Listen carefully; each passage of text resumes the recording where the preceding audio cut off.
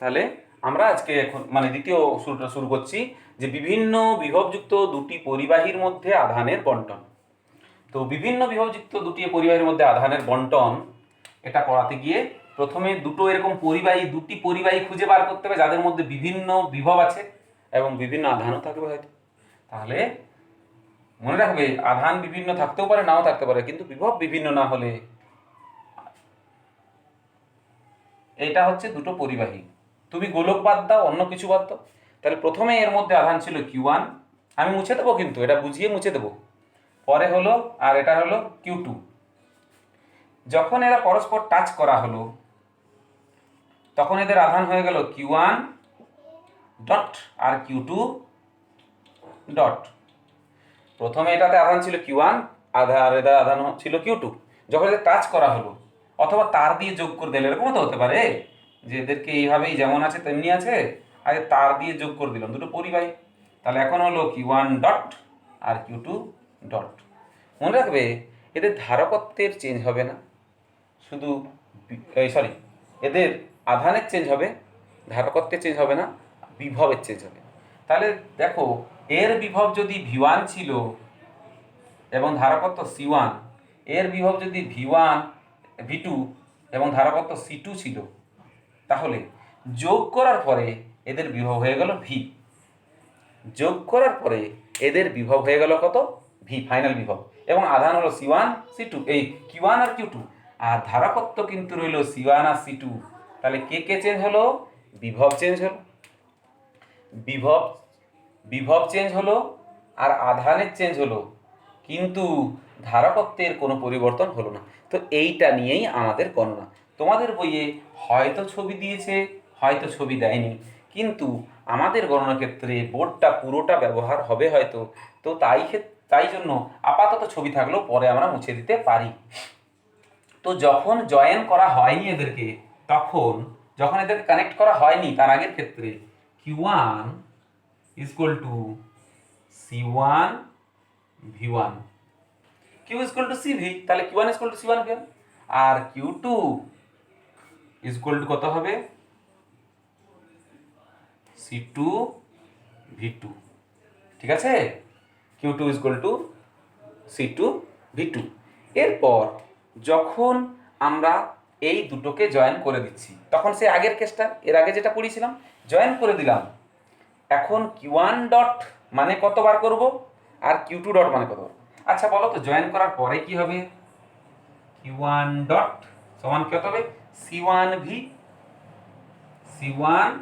V, আর Q2 dot মানে কত? C2 into V। অর্থাৎ দুজনকার বিভব একই হওয়ার জন্য এটাকে C1 V আর C2 V আমাকে লিখতে হলো। এরপর দেখো এখানে আমরা বলতে পারি Q2 ডট, এখানে আমরা বলতে পারি V ইকুয়াল টু, ওই যে আগের পলিসিটা, V ইকুয়াল টু লিখতে পারি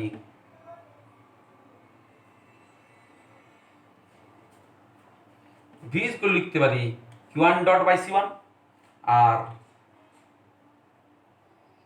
এইখানে V equal to Q2 dot by C2 এরকম লিখতে পারি। অথবা আমরা সরাসরি লিখতে পারি Q1 ডট আর Q2 ডট। আমরা জানি যে আধানের অপচয় হয়নি, ক্ষয় হয়নি, শুধু আধান এখানে যা ছিল সেগুলো পুনর্বণ্টন হয়েছে। হয়তো কিছু আধান এখান থেকে ওখানে চলে গেছে, বা হতে পারে কিছু আধান এখান থেকে এখানে চলেছে। তার মানে এখনো মোট আধানের পরিমাণ কত রয়ে গেছে? এই দুটোর যোগফল মোট আধানের পরিমাণ রয়ে গেছে। তাহলে আমরা এখন বলতে পারি Q1 dot plus Q2 dot সমান Q1 প্লাস Q2। এটা তো বলা যায় একদম বলা যায়, নিঃসন্দেহে বলা যায় যে আগে যা আধান ছিল এখনো আধান তাই আছে, শুধুমাত্র কিছু আধান হয়তো এদিক ওদিক হয়েছে। তাহলে এখন আমরা বলবো যে এই Q1 ডট মানে কত? C1 V, Q2 ডট মানে কত? C2 V। বুঝতেই পারছো V কমন চলে যাবে, আর এখানে কত? C1 V1, এটা Q1 মানে কত? C1 V1, আর Q2 মানে C2 V2 plus C2 V2। ঠিক আছে, Q1 V1 equal to Q1 equal to C1 V1 আর Q2 equal to C2 V2। তাহলে এখান থেকে V যদি কমন নিই রইল কত C1 প্লাস C2, এই C1 প্লাস C2 ওই দিকে চলে যাবে, দিয়ে হবে কত C1 V1 plus C2 V2 by C1 plus C2, অর্থাৎ মোট পরবর্তীকালে যে বিভবটা হবে, ফাইনাল বা অন্তিম বিভব যেটা হবে, সেই বিভবটা হলো V equal to C1 V1 plus C2 V2 by C1 plus C2। বোঝা গেল? এইটা মুখস্থ রাখবে। অর্থাৎ আমরা আজকে এমন আর একটা নতুন জিনিস পেলাম, পেলাম সমীকরণ পেলাম, যেটা হচ্ছে V ইকুয়াল টু C1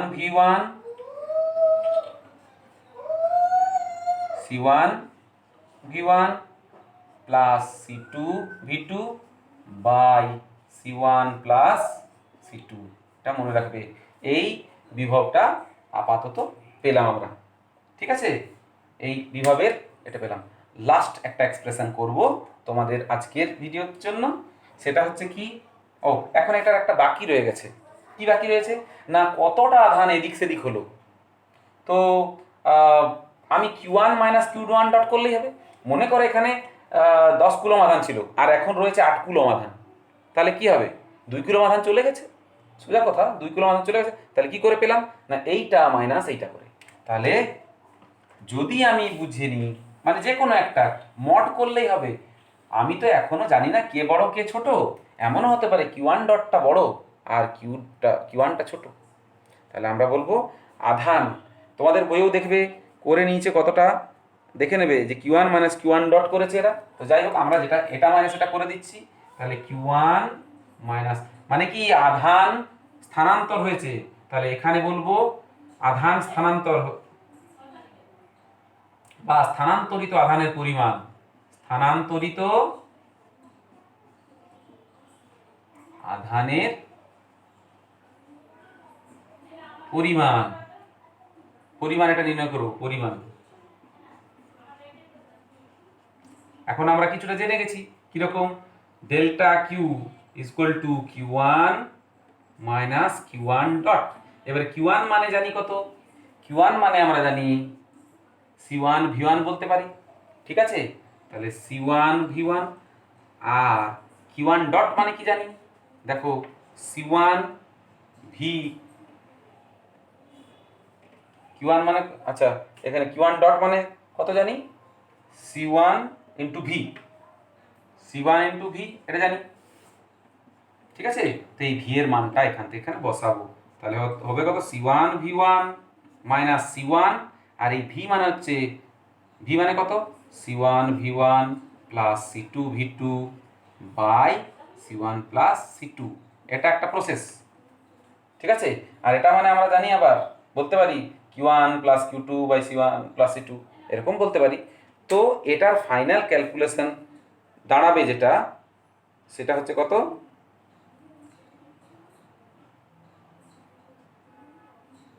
এটা করে দেখতে পারো, C1 কমন নিয়ে নিতে হবে। তোমাদের ফাইনাল ক্যালকুলেশনটা আমি আর করছি না, এটা করে দেখবে তোমরা। C1 এখানে দাঁড়াবে V1 minus C1 V1 plus C2 V2 by C1 plus C2।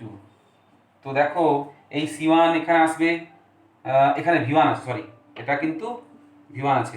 তাহলে এখানে C1 আর V1 গুণ হয়ে C1 V1 হবে, কি C1 আর V1 গুণ হয়ে C1 V1 হবে, আর C2 V1 হবে। C1 V1 কেটে যাবে, তা রইল কত, C1 এখানে আছে, এই C1 V1 লিখবো, C1 লিখছি একবার, তারপরে ক্যান্সেল করে দেবো, minus sorry plus C2 V1 minus C1 V1 plus C2 V2 by C1 plus C2। তাহলে দেখো এই C1 V1 আর এই C1 V1 কেটে যাচ্ছে, এখানে মাইনাস ছিল তার জন্য এটাও মাইনাস হবে, এটাও মাইনাস হবে। আচ্ছা, C2 V1 আর C2 V2 রয়েছে, তাহলে C2 কমন নিতে পারি, এখানে C2 কমন নিতে পারি। ফাইনাল অ্যান্সারটা দাঁড়ালো C1 C2।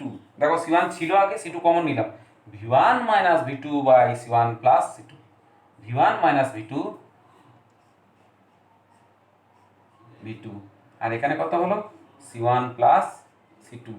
তাহলে ফাইনালি V1 মাইনাস V2। দেখো তাহলে স্থানান্তরিত আধানের পরিমাণ ইকুয়াল টু হচ্ছে C1 C2 by C1 plus C2 into V1 minus V2। এটা মনে রাখার একটা পদ্ধতি আমি তোমাদেরকে এখন বলে দিচ্ছি। মনে রাখবে, আমরা জানি, ধরো এই ক্যালকুলেশনটা তোমাদের বইয়ে আছে, সুন্দরভাবে দেখে নেবে। এটা একটা মনে রাখার একটা পদ্ধতি আমি বলে দিচ্ছি। যদি পারো এই সময় স্ক্রিনশট নিতে পারো, ভিডিওতে তোমাদের ভিডিওটাকে পজ করে তোমরা স্ক্রিনশট নিয়ে নেবে এখানে, ঠিক আছে? এরপর আমি তোমাদেরকে দেখাচ্ছি আধান কতটা স্থানান্তরিত হয়েছে সেটা বার করতে চেয়েছি। আমি কি বার করতে চেয়েছি? কতটা আধান স্থানান্তরিত হয়েছে এইটা বার করতে চেয়েছি, এইটা। তো এমন বেরিয়েছে এইটা। তাহলে দেখো ওই দুটো কাছাকাছি লিখে কিছু বোঝা যায় কিনা। আমি দুটোকে কাছাকাছি লেখার চেষ্টা করছি। Delta Q is equal to C1 C2 by C1 plus C2 into V1 minus V2। এ কি বুঝলাম? দেখো আমরা Q is equal to CV দেখেছি, তো সিভি দেখেছি, এই কিউ ইজ ইকুয়াল টু সিভিতে লেখা আছে এখানে, কিউ ইজ ইকুয়াল টু সিভিতে লেখা আছে। এটা কিউ ইজ ইকুয়াল টু, এটা হলো সি আর এটা হলো ভি। দেখো শুধু দেখার আমাদের যদি টেকনিকটা চেঞ্জ করে দিই তাহলে সূত্র মুখস্থ করা সহজ হয়ে যাবে। তাহলে Q is equal to CV, এটাই C1 C2। এইবারে সি বলছো, সি সবসময় C1 C2 by C1 plus C2 তোমাদেরকে মনে রাখতে হবে। এইরকমভাবে সরাসরি যোগাযোগের ক্ষেত্রে, পরিবাহী ডাইরেক্ট কানেকশনের ক্ষেত্রে এরকমই হয়। ইভেন তোমরা ক্যাপাসিটারের পরে দেখবে, তোমরা ক্যাপাসিটারের শ্রেণী সমবায়ের ক্ষেত্রে এই সূত্রটাই আছে, C1 C2 by C1 plus. তাহলে এটা তো লব্ধি ধারকত্ব বা তুল্য ধারকত্ব, আর এইটা তো বিভব, বিভব পার্থক্য মানে বিভব ভাবতে পারি। সেই হিসেবে আমাদের এটা ডেল্টা কিউ মনে রাখার মতো একটা বিষয় বটে। ডেল্টা কিউ মনে রাখার মতো একটা বিষয়।